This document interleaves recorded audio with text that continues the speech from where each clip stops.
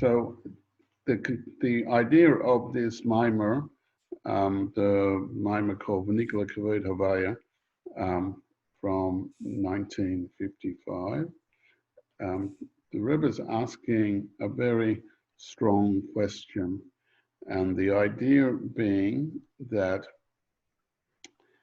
as a basic context, what we've always been taught in Chassidus is that through our divine service, through everything that we do as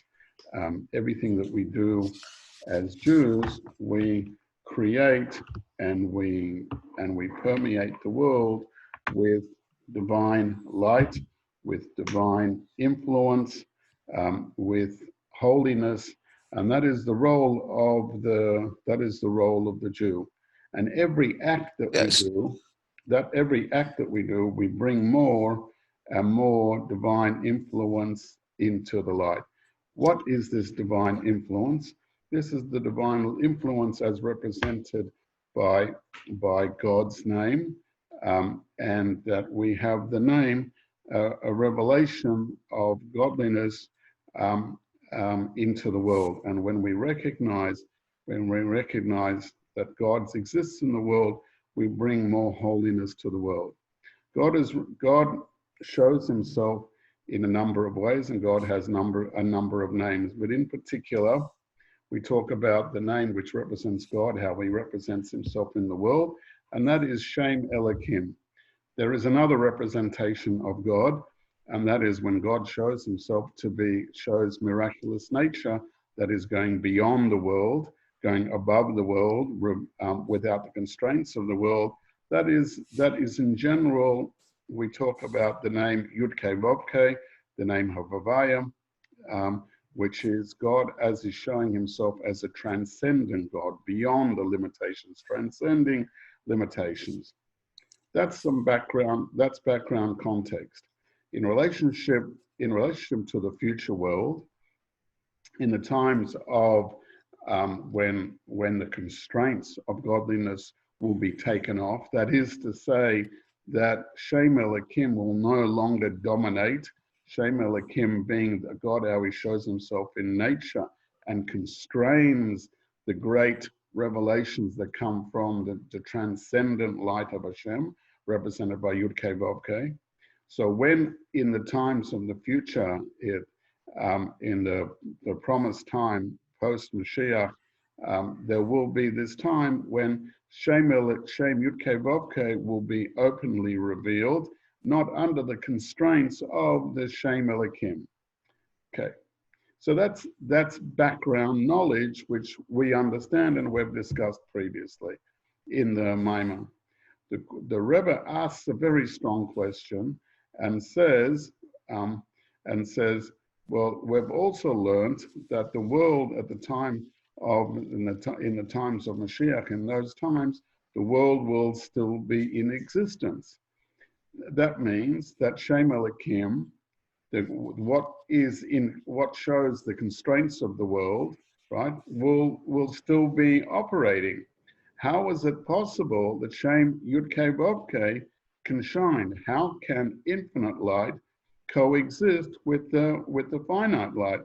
Surely they clash in respect. In the case of our existence at the moment, we recognize and we discuss that we're in the state where Shem Yud-Keh-Vav-Keh, the name of God, the transcendent light, is filtered. We can use the word filtered, is filtered by the Shem Elokim, and therefore we have to dig hard and deep, sometimes only through intellectual realization do we see the name of Yud-Keh-Vav-Keh. But at the times of Mashiach, this will be openly revealed. So the Rebbe asks the question, how was it possible that Shem Yud-Keh-Vav-Keh can coexist with the Shem Elokim? How will the world still be in a finite type of existence, nevertheless still have Shem Yud-Keh-Vav-Keh shining? Okay, so so what the Rebbe did was then in our previous chapters, he suggested that let's look at what the Eitz Chaim says. The Eitz Chaim gives an interpretation and gives an understanding how, when the world was original, when the world's a finite existence, when Hashem created existence, and when Hashem created existence initially, what was the process? And in that process, we see a mechanism. And can we say that that same mechanism might be utilized? What was the mechanism? What does Eitz Chaim tell us? That the Eitz Chaim tells us that in order to create the world, a divine light, which we call the light, the kav. Kav means a line, and it's described as a line as opposed to an expanse, because an expanse by nature is naturally wide, right? A kav a line is naturally thin. Okay, so the Eitz Chaim says that at the time prior to creation, there was the godly light everywhere. That is to say that there was Shem Yud-Kei Vav-Kei and Shem Elokim both in existence. It's explained in depth in other places that although they're both in existence, Shem Elokim is somewhat not noticeable by virtue of that the Shem Yud-Kei Vav-Kei exists, because there's infinite light. If light of the quality of transcendent light being in existence, so even though Hashem has the capability of infinite and the capability of finite, as we learned previously, nevertheless, that level of finite is not noticeable, even though it might be infinite, even though it has the characteristics of godliness and has the characteristics of infinite as well. Nevertheless, that level of infinitely finite light is not noticeable within the context of when transcendent light exists. So the Eitz Chaim says that Hashem then made a space, that's the literal translation of the words, made a space for the for existence.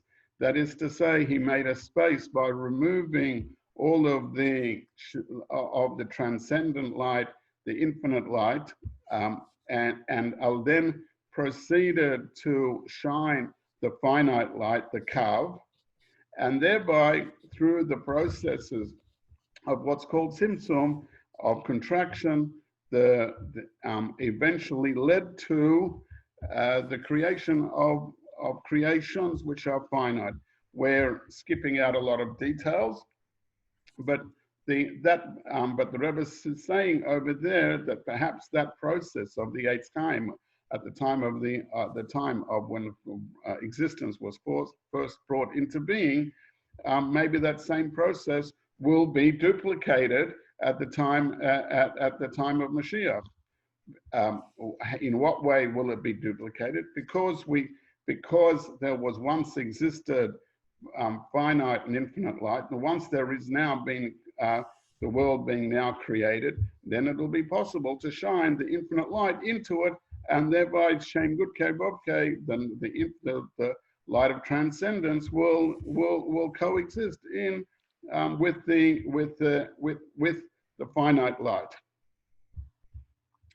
Okay, so the Rebbe gave that as a possible potential answer for how it might be.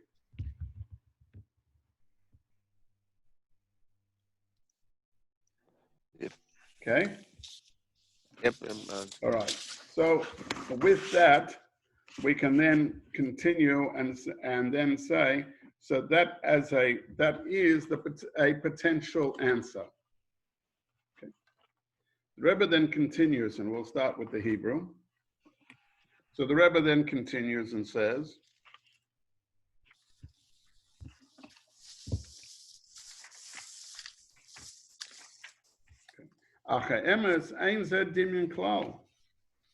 so in truth, notwithstanding everything we've said, this subjective potential answer is not applicable here. In fact, the idea that we might be able to even say that the state how things were initially and the state how things were post, and that this should be able to be possibly duplicated again is not at all possible. Why is that? Shahari be'etz chaim medaba be'inyan erekav. Because the Eitz Chaim is talking about what revelation will come into the world, or what revelation came at that point after all the infinite transcendent light was evacuated and there existed a total state or a potential state for existence to be. The Hashem shown in there what was called the Kav.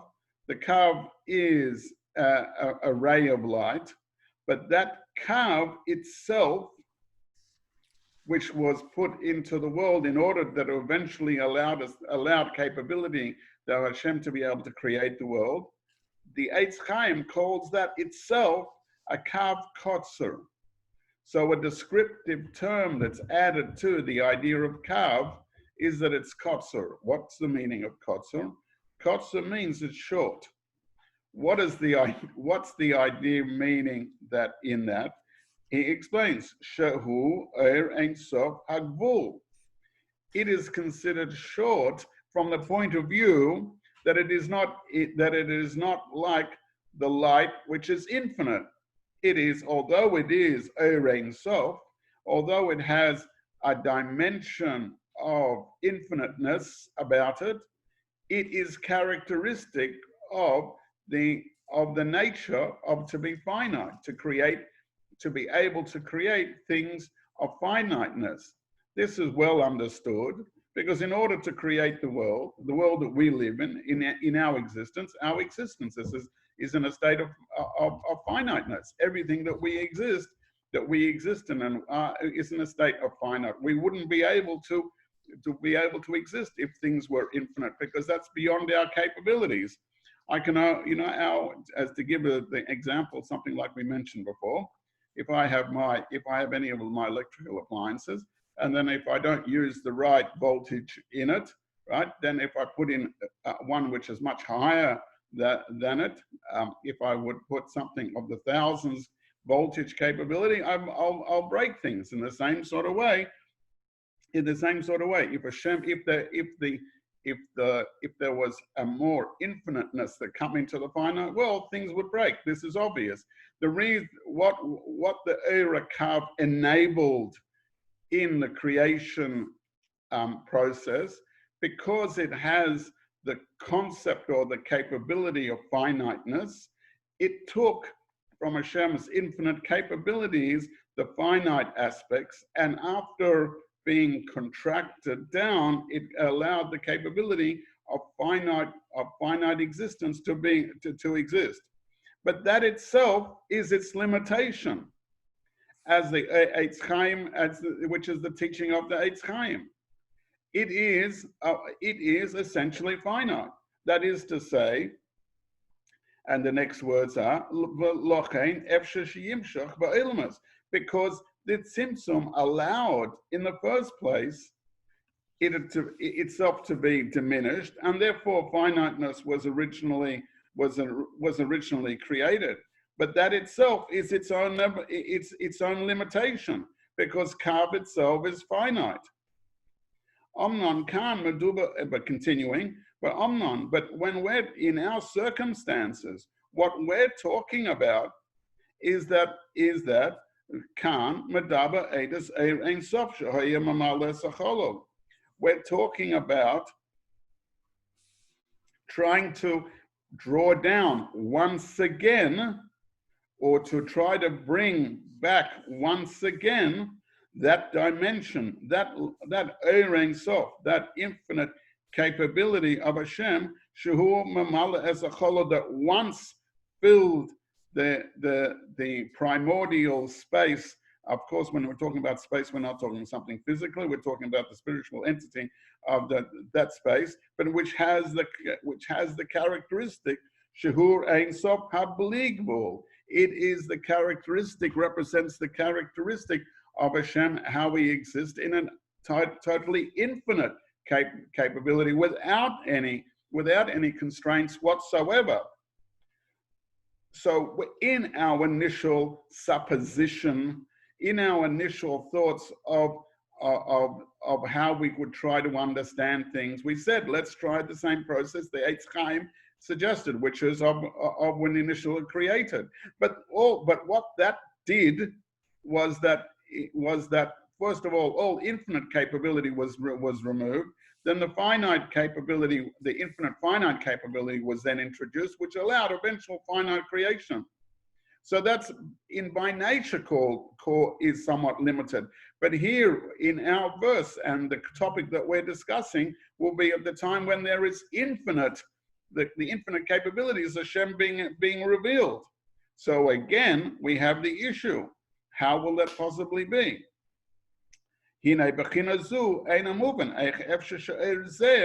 How we do not understand how we will be possible to reveal or to bring down, that is to reveal in our existence, to be able to draw into the physicality of the world or into the existence of the world. That's something which was created by Tzimtzum. How will that be even possibly to be able to draw down there? And now the Rebbe will continue and say even it's further not understood, because we're going to intensify the question.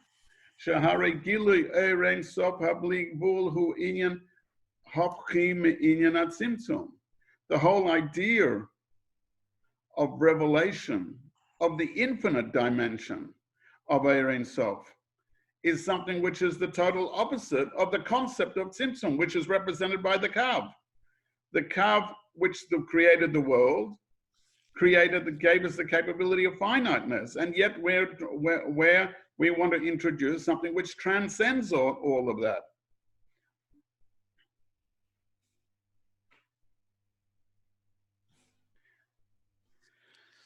Continuing. Rabbi.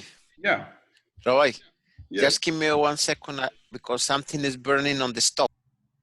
When Hashem receded the power of the infinite light called Bli Gvul, it's not because that there was a war between the capability of Bli Gvul and Gvul, the capability of finiteness and the capability of infiniteness, but because Hashem's eventual goal, desire, in Hebrew, Ratzon, because it was the Ratzon of Hashem, the will of Hashem, to create a world, and that world is to be inhabited by, or the worlds to be inhabited by creations which exhibit finite characteristics. The path and the processes in order for that was that the infinite capability which represents finiteness should be downgraded to the point where independent existence could exist. Independent existence being Neshamas Yisrael or the human beings, because the human being believes that he is an independent being. A person thinks to himself, a person can think to himself that he exists and he is an independent being, and that is because she doesn't see the hand of God in this world. He doesn't recognize godliness. He doesn't recognize the idea of creator. It's only when he recognizes creator does he understand that, and does he see that he is not an independent being, but he is a being which was created by Hashem, and everything around him was created by Hashem. we will, in order to understand this further, the Rebbe now brings a classical analogy of Chassidus to talk about the concept of an object that we're familiar with, which radiates, and that is the sun. And we'll talk about the characteristics of that creation, which is called the sun, and try to utilize that as an analogy for the comparison of the way of godliness. Let's see inside the text how that's done. Dihine yadua shalagilui ha'er l'malmaila, ein adema legili ha'er mahashemesh. So the revelations of God's light into the spiritual realms is unlike some other object that we're used to, which is the sun, in terms of the light that it produces. Because Shahari HaShemesh, because when the sun radiates its light, it is not something that is dependent on the object's own will, because it is created, the sun itself is created as something which shines. So therefore we can even use the expression, as the text says, Shari Shemesh Mukhrach Begili Ha'er Mimeno. The sun by itself is required to, its natural characteristic is that it reveals itself, it reveals its light. And it doesn't matter if it doesn't matter whether we perceive it or not, the sun shines its light. So in some ways, so therefore, even though we can make a comparison between the sun and godliness in that Hashem shines his benefits to the world, and it's someone like the sun that shines its benefits in the world, but Hashem does that because of it's his will. But the sun itself and the light that it sends out can't be compared in a total sense to that, because the sun doesn't have a will of its own. It is forced to do it. This part of its creation. So it's compelled to do something, right, that it's required to do. It's a natural phenomenon. It has no choice. So it was created as an object which its purpose is to radiate light, without any will of its own. Continuing the text, Masha Ein Ken Lamaila. However, by contrast, Hashem's revelation, Shegili Yaher, Hu Barotzen Dafka, that is as a result of his specific intent and will to do that.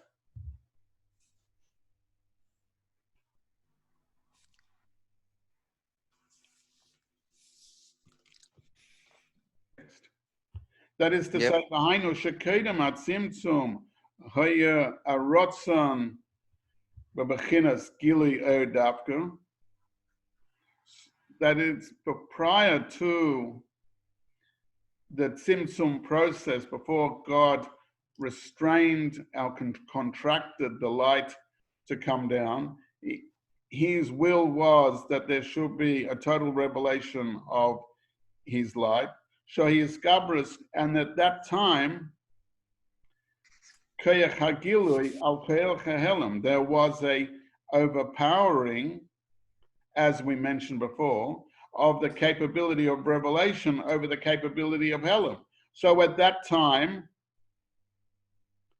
it would be impossible for there to be created, or sorry, not impossible, but it wouldn't be appropriate that it wouldn't be possible that finite should come out, because it's totally overcome by the infiniteness. As he says, because there's the overpowering of the capability of revelation, of benefits, of showing himself over the keach hahelam, over the capability of contraction.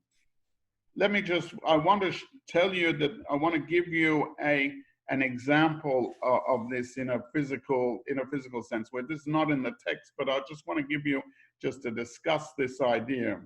We find sometimes, and within the human being, within a person, you can find that there are different characteristics. There's different types of personalities. There are people who are kindly. There are people who are miserly. There are people who are in between. A normal person, when I say normal, I mean just an average person. At times he is kindly, and under some circumstances he is sometimes constrained. And as the Rambam tells us, that the proper approach is that a person should be in between, right? It's a middle path. There are some times when a person is overly kindly, even though he himself says to himself that he should be miserly, he should be holding back. So what is happening at that circumstance? We see and we noted that a person in his nature has these two conflicting capabilities. He's the capability of kindness, and kindness is represented by giving. And the ultimate extent of that is giving without limit. On the other hand, you can have, as we said, sometimes where you're a person who's restrictive. I said the word miserly, but on the other hand, that can just be a person who's not overtly kind. Right? He goes in the middle path, or much less than that. He's actually not giving at all. So we have in that person, does that mean that that person who's miserly can't be kind? No, he has both characteristics, but the miserly aspect, the part of him which is not giving, which is restraining himself, is not giving. So therefore, in this example, we're talking about a person who has the capability of going and doing things to the ultimate extent of giving, or being ultimately miserly, ultimately restrained on himself, that he doesn't even spend a penny on himself to eat, and he will go and always look for some sort of handout. He won't even spend something of his. It's the ultimate of miserly. So we see that a human being has both of those characteristics. So this is not like the sun, where the sun is always giving. The sun doesn't have the capability of not giving. What about on a cold day? The sun shining and it's cold. That can simply be because of obviously weather constraints, but the clouds are blocking the sun. A cloudy day, the sun's not shining. You don't see the light. You could be convinced that there is no light, but that's not true, because if you go beyond, if you take the airplane or whatever you do, right, or you climb up the mountain, you see that it's just the clouds which is blocking the light from coming. So the sun itself is mukhrach in its nature. It's forced in its nature. But the human being has a will. He has the capability to shine, that is to be giving. He has the capability of holding himself back, of constraint, he has finiteness. So in comparison, what we're saying is that even though maybe you could consider as an analogy the sun to godliness, but the sun is forced in its constraint to give.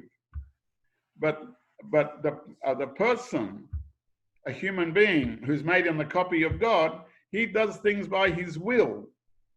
So just like the person can go to the ultimate extreme of giving everything he has away or holding everything back.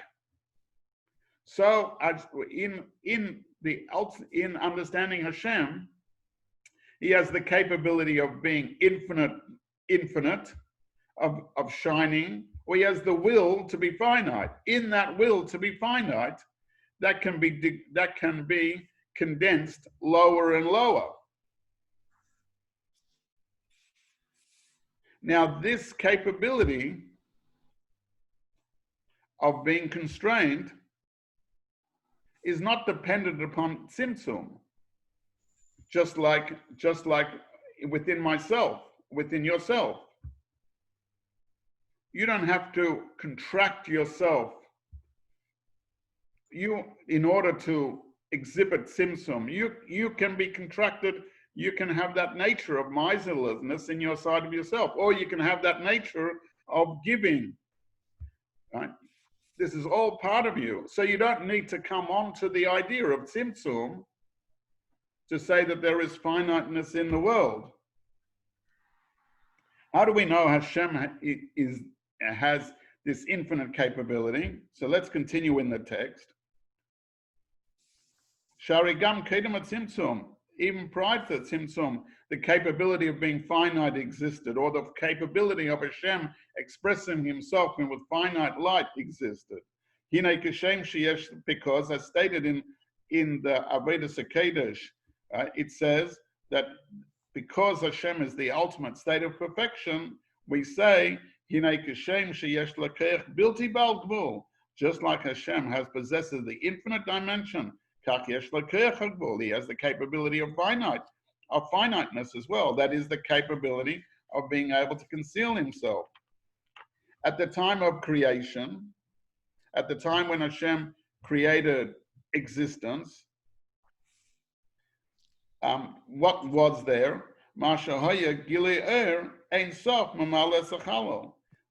What filled the space was the revelation of the infinite light, as well as the revelation of the finite light.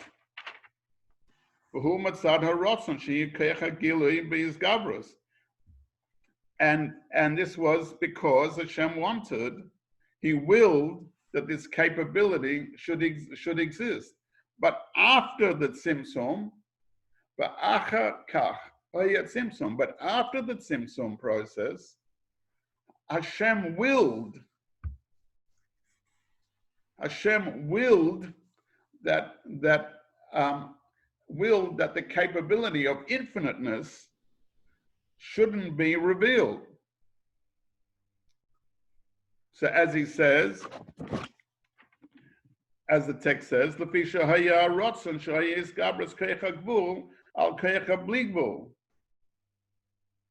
he desired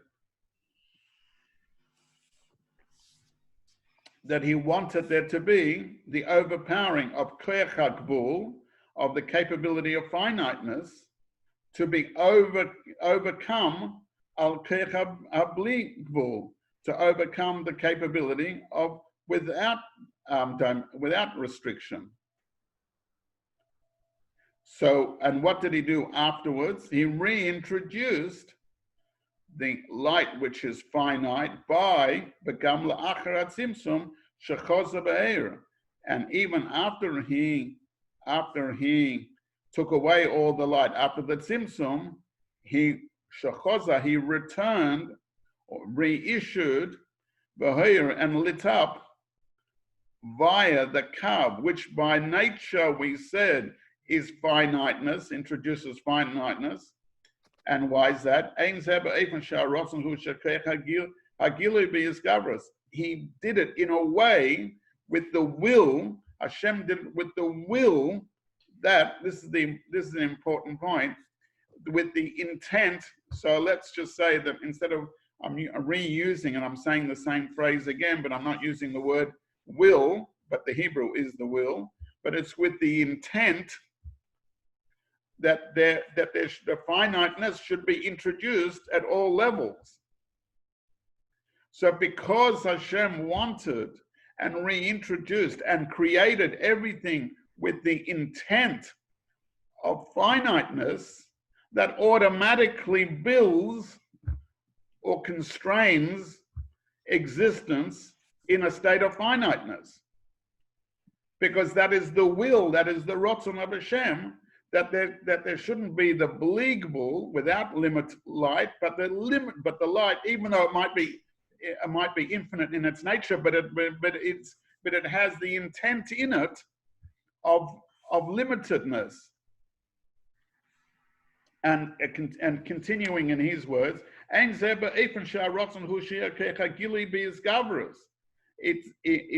not in a way that it's not in Hashem's will that the power of infiniteness, right, should be overwhelming.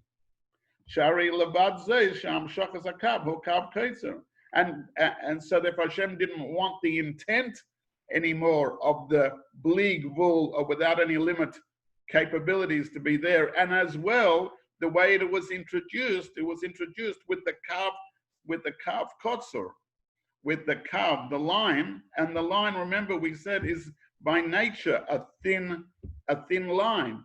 So it and kav kotzor, and we use the expression, it's a short line, which means to say that not only was it the will that the Venigleh, that without the infiniteness should not be introduced, but it was also built in that the kav kotzor, the line, the restricted nature of it. That is, it's an gvul, that it is a limited light. And it was specifically drawn into the world through the process of contraction, through tzimtzum. And the kav itself feels the effect and the nature of contraction of tzimtzum itself. Therefore, because the intent and the actual and the delivery mechanism of kav, right, is that it's a short line, it's a kav kotzor, finiteness is automatically built in.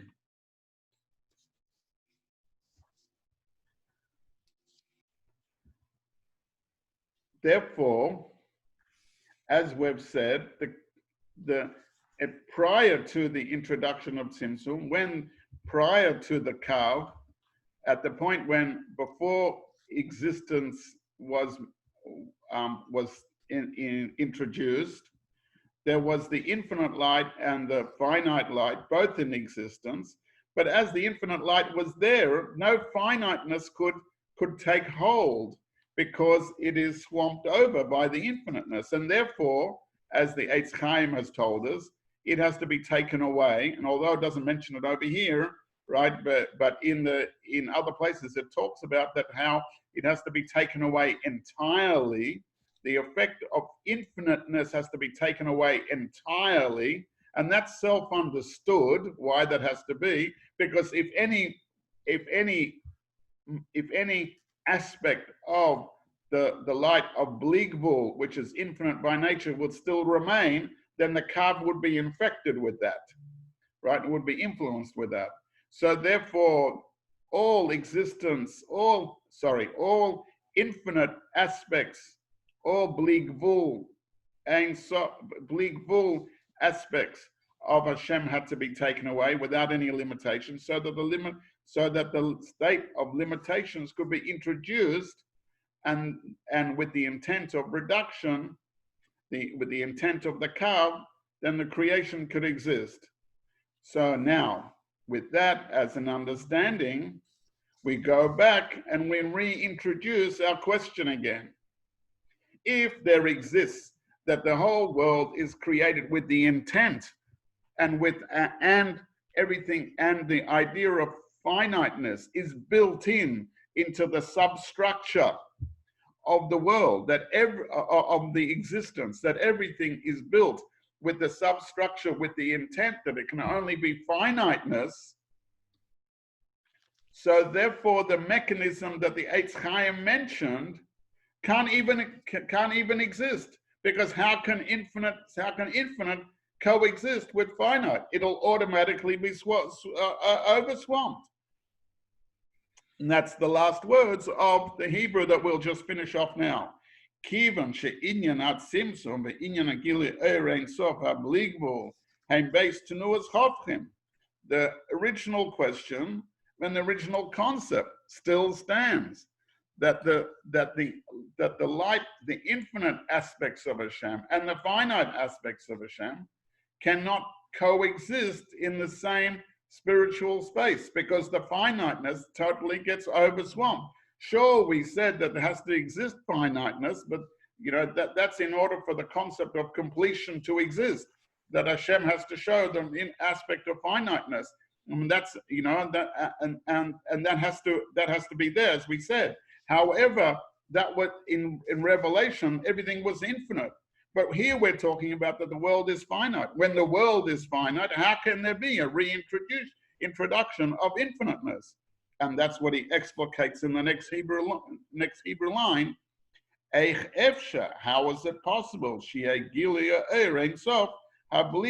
How can that original light, the revelation of the which is in the status of bligvul, without any limits, how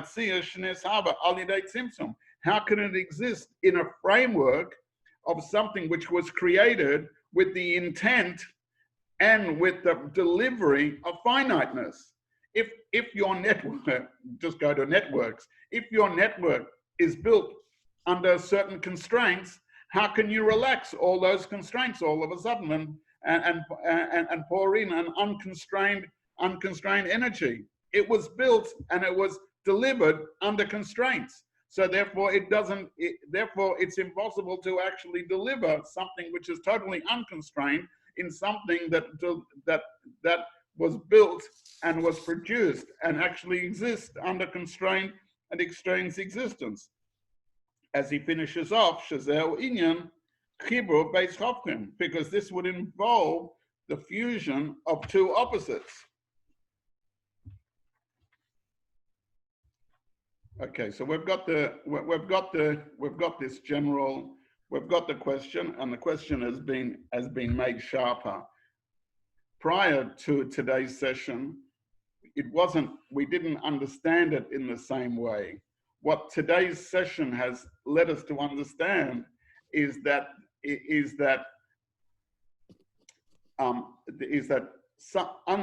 different to the sun, which is something which shines out light. That shining out of light is a forced environment. But Hashem has the capability of ratzon, of will, of being, of deciding and having the will to create or not to shine without limits, and to shine with characteristic light with limitations.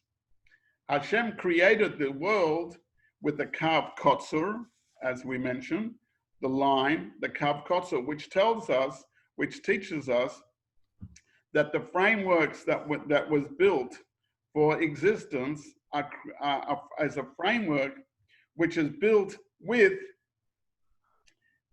the infrastructure which is constrained. Although they might be of the highest levels, but they're built as constrained existence, constrained spiritual existence.